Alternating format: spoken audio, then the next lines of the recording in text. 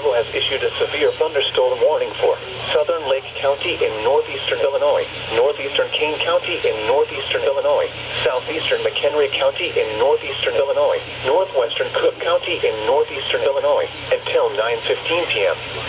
At 8:24 p.m., a severe thunderstorm was located over Lakewood, or near Algonquin, moving east at 40 miles per hour. Hazard, 60 miles per hour with gusts and quarter-size hail. Source, radar indicated. Impact, hail damage to vehicles is expected. Expect wind damage to roofs, siding, and trees.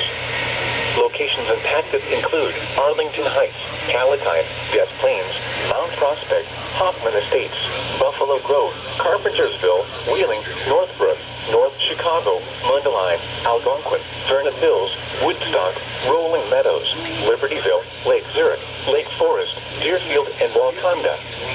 The Libertyville days should seek safe shelter. For your protection, move to an interior room on the lowest floor of a building.